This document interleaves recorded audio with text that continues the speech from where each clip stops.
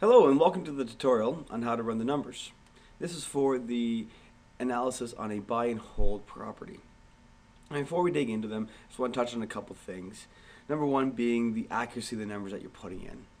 Try to be obviously as accurate as possible, and that goes for things like rents and utilities especially.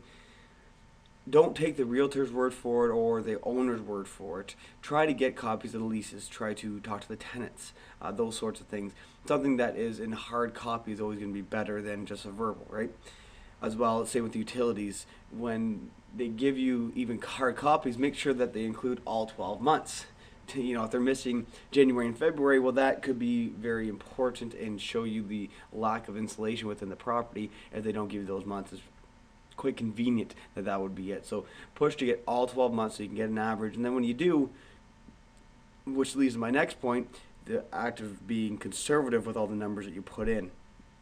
Don't go on last year's utility numbers because the utilities go up every single year, so make sure you increase those numbers 5 or 10, 15% or so, and that way you're preparing for what will inevitably happen.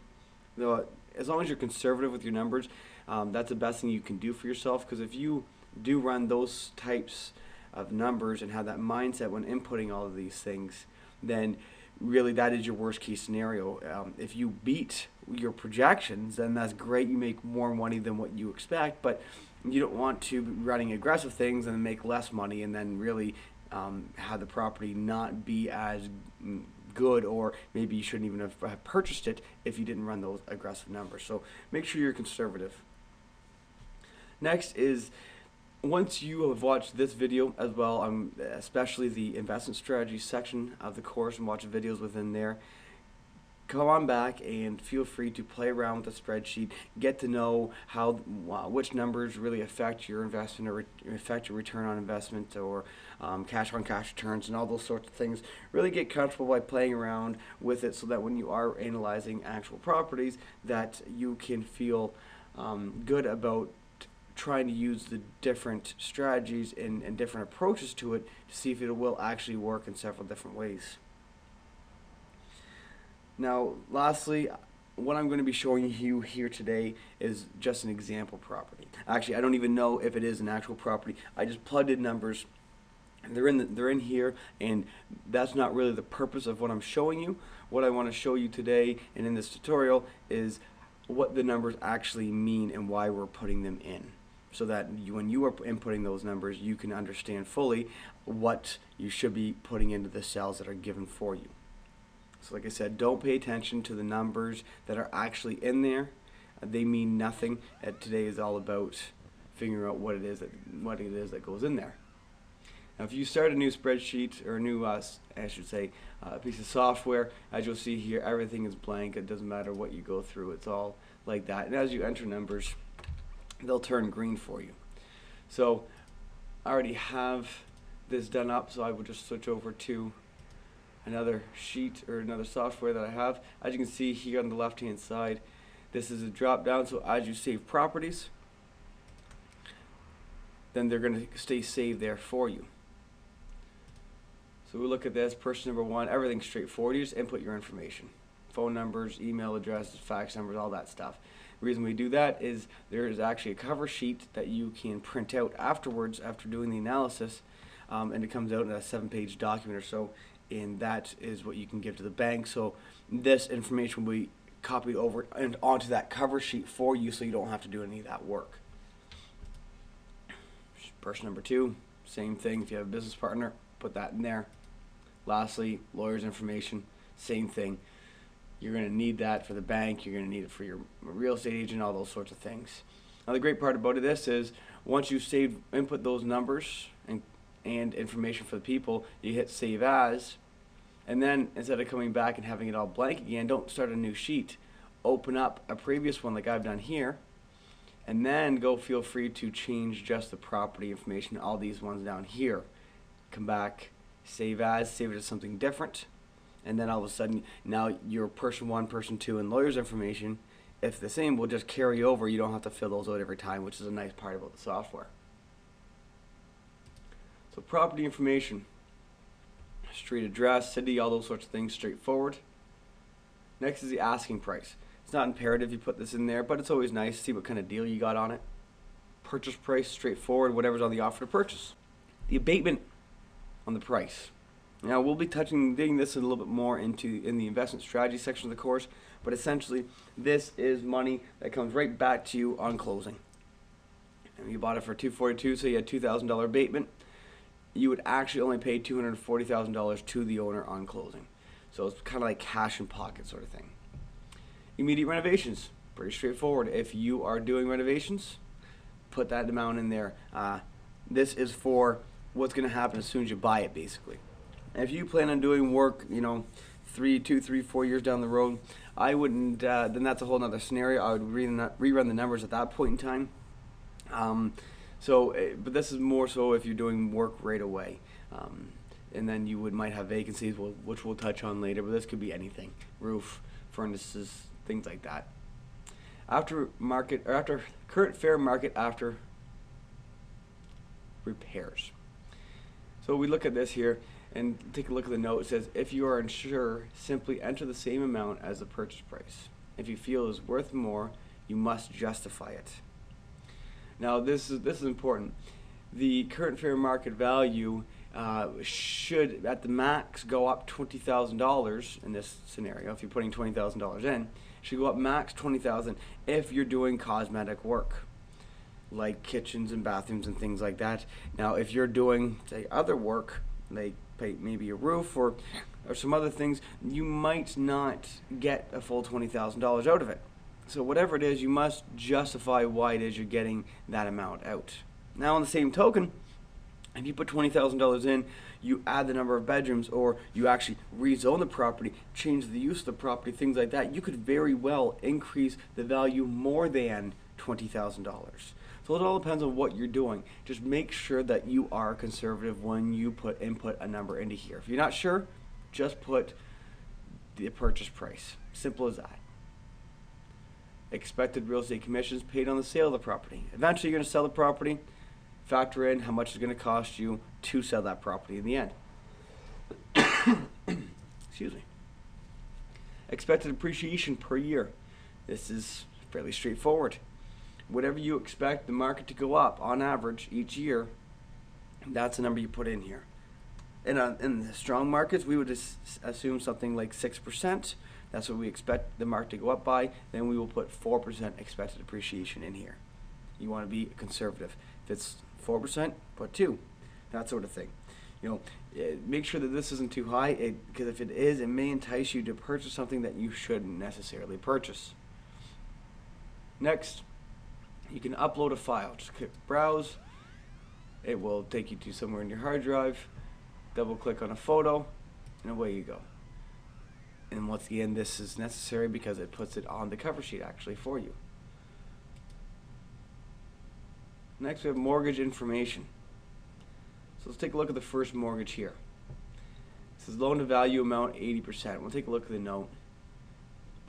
This should equal 85, 90, or 95% for CMHC fees to calculate correctly. Anything 80% and below will not matter as CMHC is not involved. Now, this is not necessarily important right now because the market right now the CMHC will not insure investment properties. And you shouldn't be lying saying this is your personal residence if you're not living in it anyway. So you really don't have to worry about it. But if things change and they start insuring them again, then make sure you only input that 85, 90, or 95 in there. Now, I've never seen CMHC say I will fund 87% of this mortgage or 93. But you never know. Crazier things have happened, I assume. So in order for this to calculate correctly, the software only can incorporate those 3 numbers, which is typical, should happen 99.9% of the time anyway. So make sure you don't put any odd numbers in there. The actual CMHC amount that's added to your mortgage, and as well as the interest or the taxes that are added on will not calculate correctly if you don't. Mortgage amount, as hard as you try, you can type in anything into there, nothing will change. As long as you put the percentage value amount, it'll automatically calculate. Interest paid out per year, we'll touch on that in a second. Total interest, simple, whatever you're getting on the mortgage. Now, let's take a look at the note. If you have a variable mortgage, enter the 5-year posted interest rate. That's exactly what the bank is actually going to do for you if you went with a variable rate. They will look at the 5-year rate, plug it in to your the debt coverage ratio and things like that. They will factor that in and say, well, if he has to pay the 5-year posted rate, will this property still work for them? So you might as well do it as well when you're analyzing the property. Yes, variable beats a fixed rate 80% of the time, but for yourself, once again conservative, you can't really sit there and try to guess and estimate each year or every quarter what the interest rate, what's going to happen to that interest rate. So if you take the 5-year posted rate, it works out very well. Next, we have the terms of the mortgage. So if you have a 25 or 30 or 35-year amortization on it, simply input those numbers in.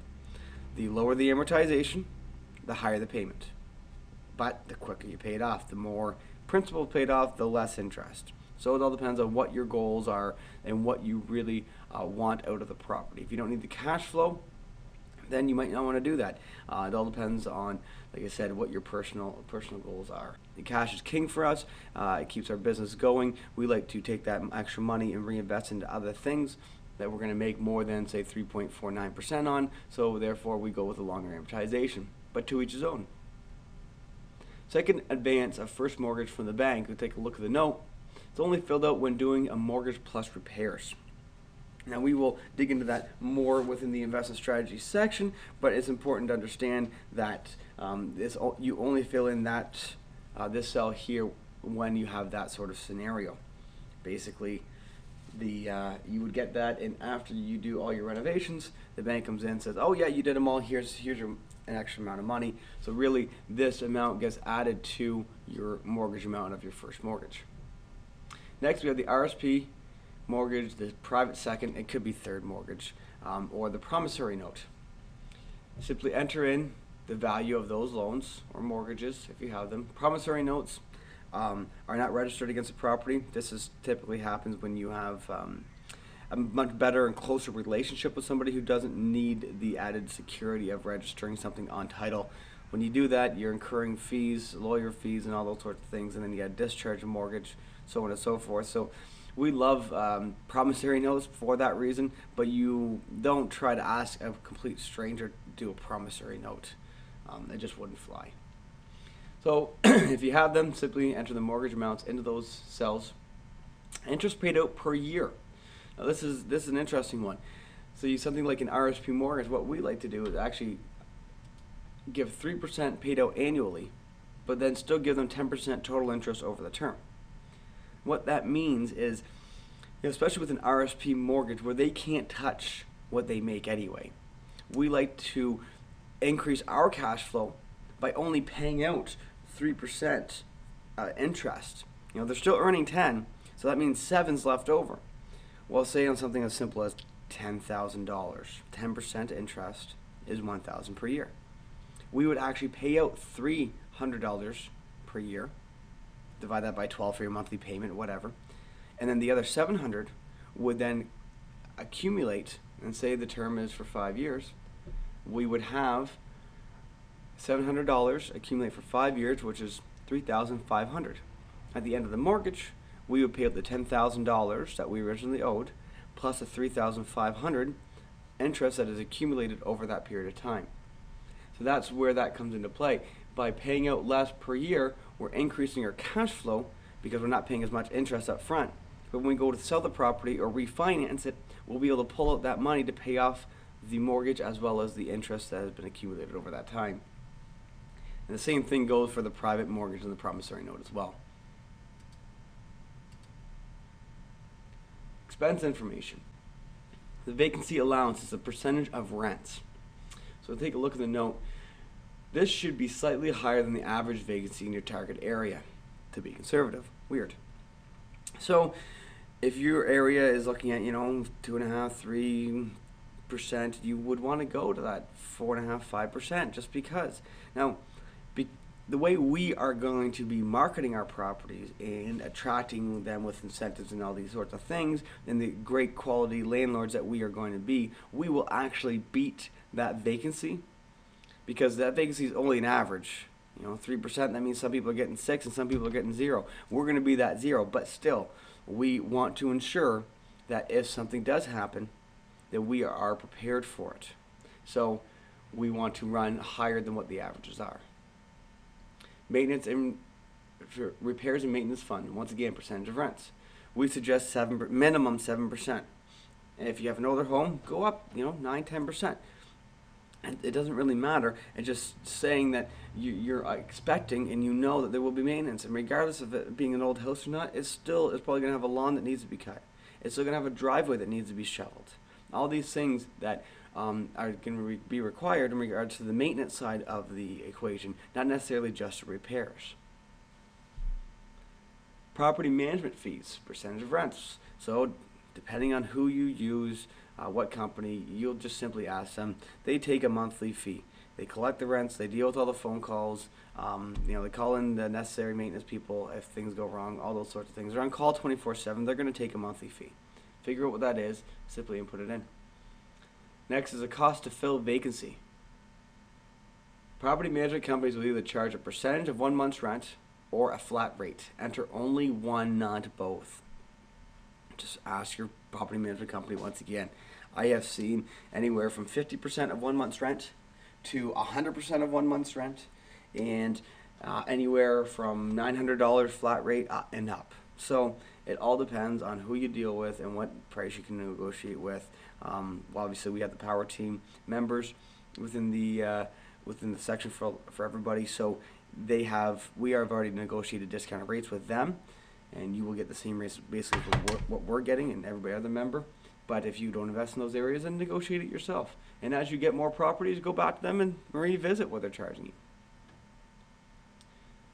So in here we have taxes, insurance, hydro, heat, water, sewer, water heater, and other rental items, condo fees, and other. So on the right side we see monthly or yearly. As soon as you click on one, it won't allow you to click on both. Taxes, insurance, they typically come in yearly fees, so it's good to put them in there. And then the rest is typically going to be monthly. Add up the total amount of hydro bills or gas bills over the full year, because we're going to get all 12 copies, and then divide them by 12, and that's your average per month. We look down here for other. Could be for cable, internet, phone, all these sorts of things. You might pay for that for your tenants. We do that especially for student rentals, so it's just sitting in there in case you do pay anything that's not really listed above. Is the property a student rental, yes or no?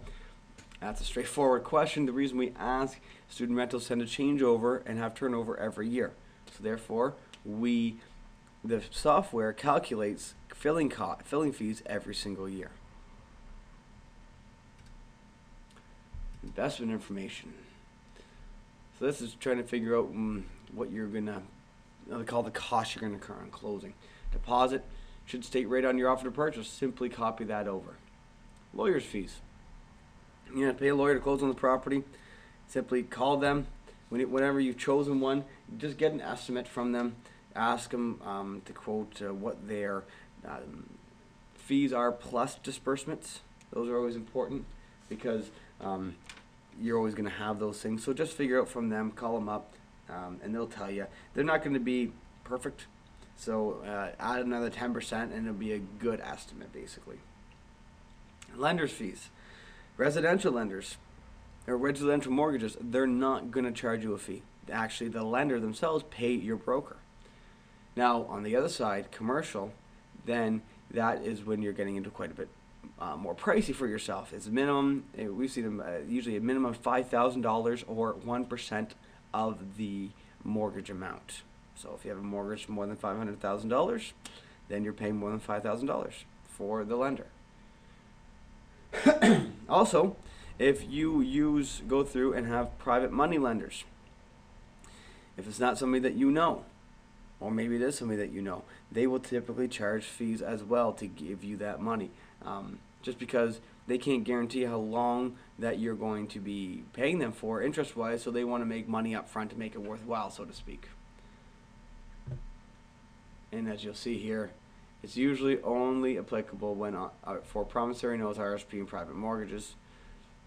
Next is your broker fees. Now, that's my fault there. The lender's fees There are no, I was saying it from the broker side with the $5,000. That's for the broker's fees. Lender's fees, they will still require some deposit and things like that. If it is a commercial mortgage, something like CMHC, they actually charge $150 per door to analyze the property, and then they have other fees on top of that. So that can all be incorporated in the lender's fees only when you're dealing with the private lenders or commercial properties.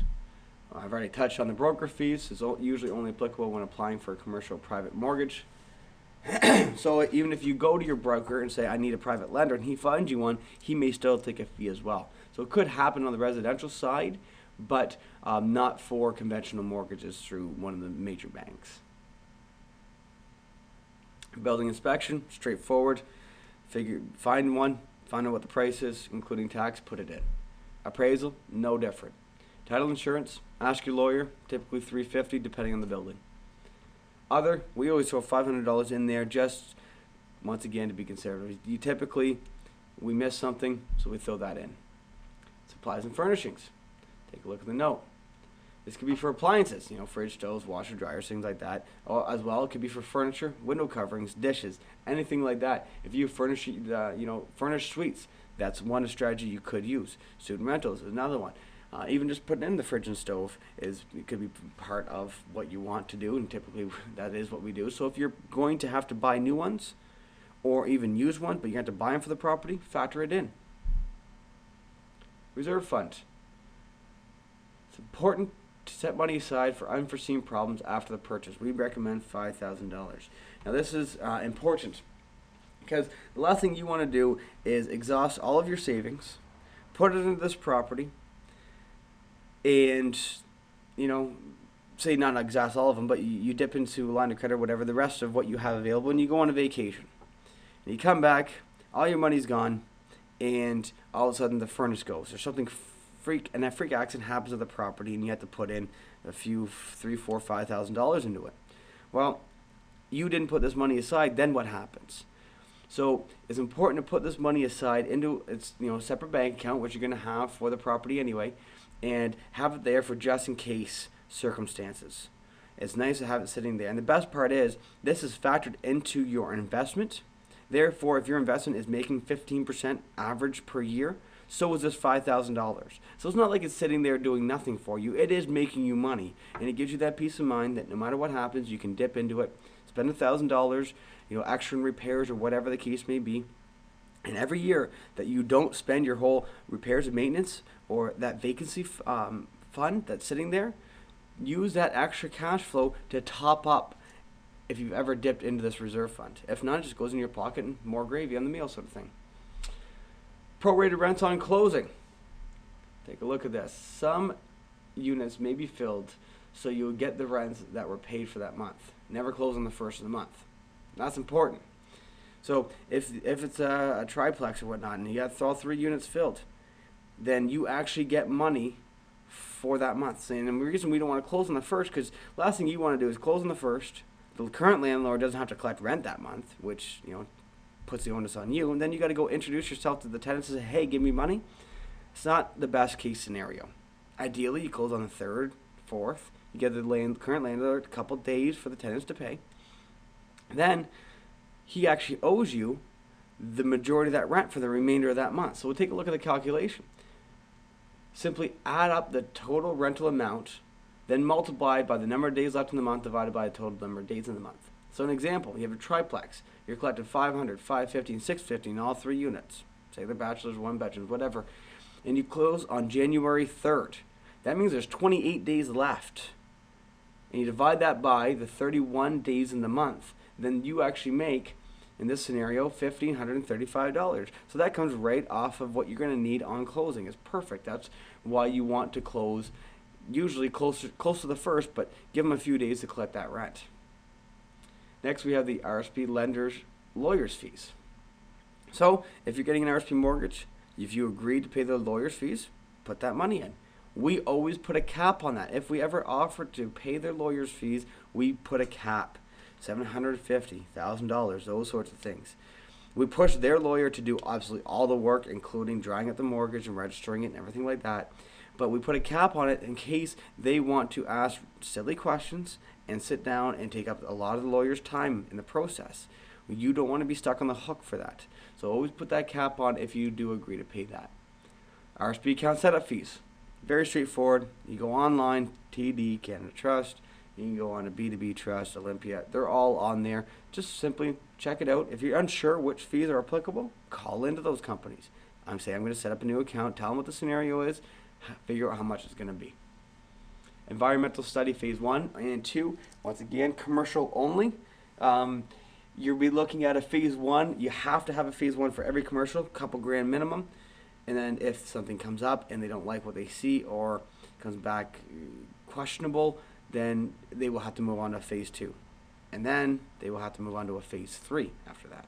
So you may choose to not want to move on to that phase 3 because that's where it gets really, really expensive. But you'll figure that out as you go along and just input those expenses into the areas. Next we have the laundry, parking. That's the monthly rental amount, so what you're going to make each month off those two things, as well as the number of units. So normally this is blank. So I filled in 7. Then after that you click save unit number. So we'll take a look at the note, and this basically says the same thing. You put something in here, then when you're done, you hit this button, and then all this down here, which wasn't there before, will then show up. So say we went with 8. We look down here, unit 8, and you can input information there. So that's how that works. Then you simply monthly rental amount, put in what you're going to get each month. If it's going to go vacant, figure out what it is. Now these don't always have to be the same. Some could be 0, some could be 1, some could be 5. If you're doing work on some of the units, say 3 are filled, 2 are going to be done in 2 months, and 2 are going to be done in 4 months because you're going in stages, perfect. Fill those in. It doesn't matter. But what this calculation of the spreadsheet does is it says if you're going to have renovations and you're going to have vacancies for whatever that maximum number is. Here it's 2, but say one was 4. So for the first 4 months, this software is going to say, hey, okay, let's figure out and make sure your investment includes up to that 4 months. And then once everything's filled, that's really when your investment starts. So it takes all the income you're getting during those 4 months, subtracts all your cost to hold the property and the insurance and all those sorts of things and the interest, and then it says, okay, you're going to make sure you have enough money in pocket that you can hold that property for those 4 months, because last thing you want is start running out of money and say, oh, I didn't expect to have to pay the mortgage for this long, or whatever the case may be, and then sitting no pocket in hand 2.5 months into the renovation sort of thing. So this factors all of that stuff in for you, and then really starts the investment analysis when all those renovations are done. Total utility costs per month vacant. Now there's a note here, even though it doesn't show up. Include only heat, hydro, water, sewer, and other expenses. Nothing else. The reason it tells you nothing else is because things like the insurance and the property taxes, they're going to be there. They're fixed costs, whether your place is vacant or not. So make sure that you just include those variable items. I guess condo fees should also be in there. I'll try to add that to the note. But those are things, condo fees, I'm sorry, those are fixed regardless anyway. So it doesn't matter if somebody's in the unit, it's going to be charged. So that's what you put in. Whatever you think that unit is going to be costing you each month while it's vacant, because it's going to use a lot less heat and hydro than what it would normally when it's filled, right? So simply enter those amounts in, be conservative, and then you're done. Click Save. And it will take a second, but then it goes on to the analysis side of the spreadsheet. Okay, so here is the analysis side of it. I'm going to go through this fairly quickly. A lot of the numbers are straightforward. Things like holding costs, this means really nothing. It just is there for the calculation side of things. You can figure it out. Everything's self-explanatory. All numbers, breaks everything down as you see, all your rental income and your expenses and how they total up and all those sorts of things. Just take a look here, just so it's not confusing. These percentages, your total operating expense and your net operating income, are all percentage of the effective gross income. This shows all your mortgage information. Here is where that accrued interest is, what I was talking about earlier, with that $3,500, $700 a month or a year over the 5 years sort of thing. That would all show up here. One number you want to look at is that debt coverage ratio. This number here. That is important. Now, once again, this is not an actual property, but you will see in one of my other tutorials that the debt coverage ratio, if you can get hit at 1.1, then you're doing pretty good for yourself. So that's the number you're going to want to look at. Everything else down here, another number I think on this sheet that you want to look at is the approximate balance due on closing. Now, that has nothing to do with what your investment into the property is going to be, especially if you have those vacancies for doing renovations, things like that. So what you're going to need on closing may be different than what you're going to need for your total investment, because you have to carry the property for 4 months while you do those renovations before the actual income starts really coming in. Feel free, like I said, get comfortable with this, understand what all these numbers, where they all are, what they all mean, those sorts of things. The loan calculator, purchase price, it shows you what the actual loan amount is. That would include your after repair amount. So if you do a mortgage plus repairs, if you get extra money, that would be included in there. You know, what your interest rate is, your term, all those sorts of things, and then what your payment is. So it's pretty neat if you sit there and say, well, after 24 months, so after 2 years, what is my mortgage balance going to be? 207, 106.20. That's your ending balance. So that's why this is here. And I'll scroll down quickly, and as you can see, it brings it down to $0.00. So it figures out exactly how the mortgage is paid down until it's completely done. Quick summary. What we have here is, and what you want to focus on, what I focus on the most, is your yearly net cash flow, which is detailed later, but more importantly, your yearly return on investment from cash flow, what we call a cash on cash return. So that is a big number here as well.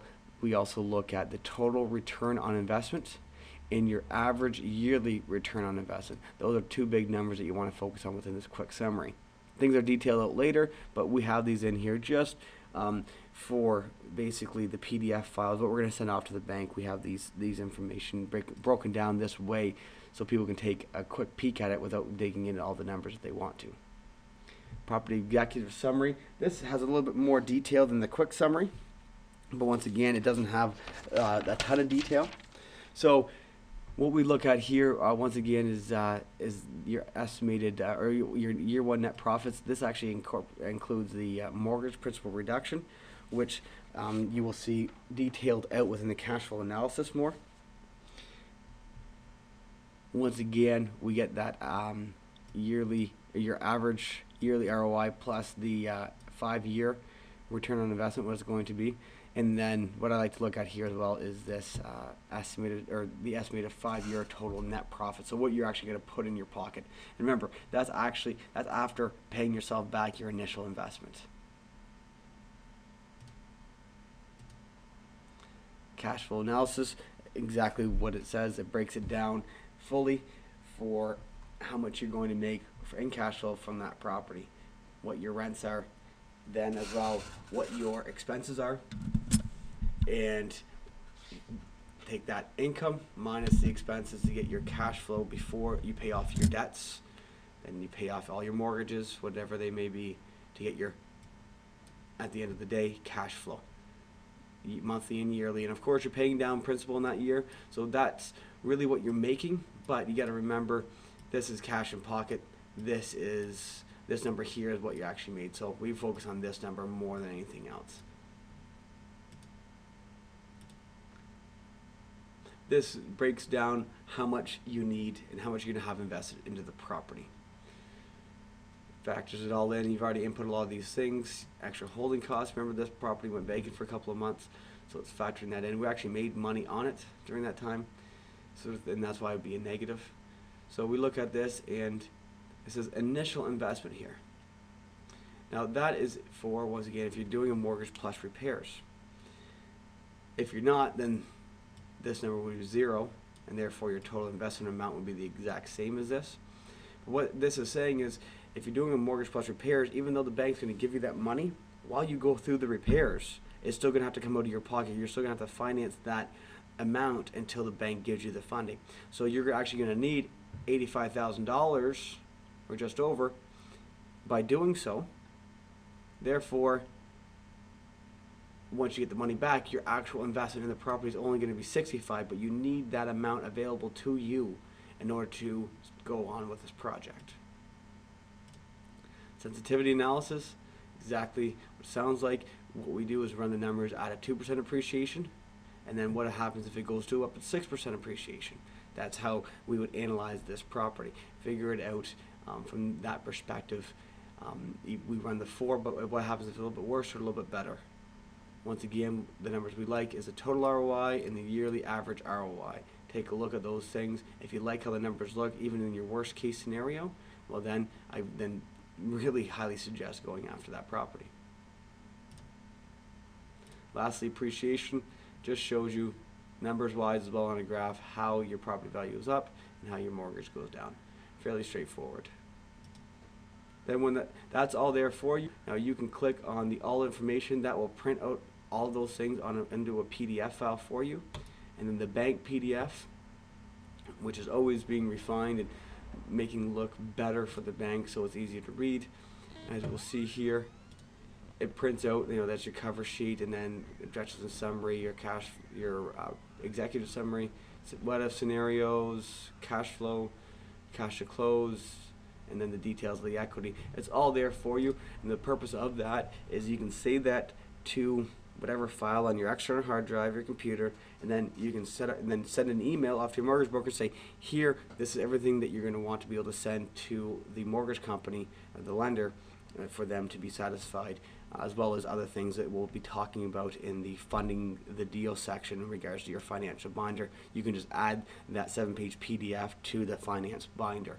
So that's why it's there, and instead of making you put it in a Word document or something like that, simply click a button, save it, and away you go. That's the end of the tutorial. I hope you enjoyed.